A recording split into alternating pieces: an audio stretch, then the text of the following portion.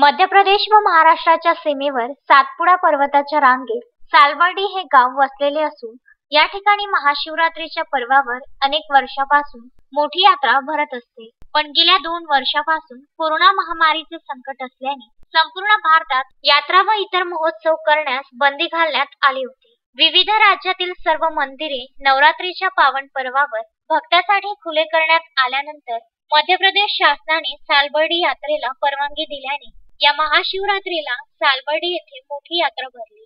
सातपुडा पर्वताच्या दगडाच्या असलेल्या गुफेत प्राचीन शिवलिंग असल्याने व या शिवलिंगावर नैसर्गिकरित्या थेंब थेंब पाण्याचा अभिषेक होत असल्याने सालबर्डीचे लौकिक दोन्ही राज्यात वेगळे आहे। त्यामुळे दोन्ही राज्यातील फक्त महाशिवरात्रीच्या यात्रेसाठी भक्तगण मोठ्या संख्येने उपस्थित राहून दर्शनाचा लाभ घेतात।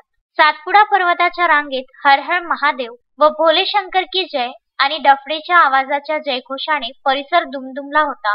गेल्या 2 वर्षांनंतर भाविकांनी पवित्र शिवलिंगाच्या दर्शनासाठी प्रचंड गर्दी केली होती। महाशिवरात्रीच्या पहाटे शिवलिंगाचे दर्शन महत्त्वाचे मानले जात असल्याने दूरदूरचे भाविक भक्त एक दिवस आधीच मुक्कामी आले होते। भल्या सकाळी माळू व गंगा नदीत स्नान करून रांगेत लागून शिवलिंगाचे दर्शन घेण्यासाठी भाविक आतुर झाले होते।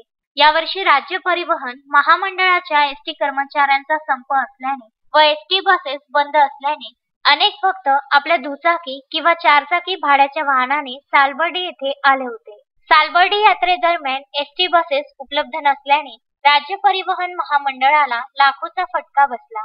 खासगी 4 चाकी वाहनाने येणाऱ्या भक्तांची संख्या जास्त असल्याने पाळा गावापासून ते सालबर्डी पर्यंत दुतर्फा वाहनांच्या रांगाच रांगा लागल्या होत्या। शिवलिंगाचे दर्शन घेण्यासाठी अनेक भाविकांना जवळपास 6 ते 7 किलोमीटर पायपीट करावी लागली होती। सालबर्डी यात्रेदरम्यान कोणताही अनुचित प्रकार घडू नये म्हणून मध्य प्रदेश पोलीस व महाराष्ट्र पोलीस यांनी बंदोबस्त चोख ठेवलेला होता। संजय गारपवार सह दत्तराज इंगळे, विदर्भ न्यूज, मोर्शी।